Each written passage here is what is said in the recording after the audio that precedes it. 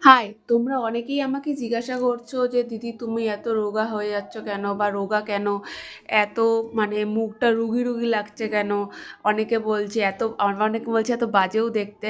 দেখতে হয়তো বাজে, কিন্তু হচ্ছে গিয়ে মুখটা এরকম রুগী রুগী লাগছে, অসুস্থ লাগছে কেন, এই কমেন্টের অ্যান্সারটা আমি দিতে পারবো। কারণ হচ্ছে গিয়ে আমার প্রেগনেন্সি চলছে, এই 8 মাসে পড়লো প্রেগনেন্সি।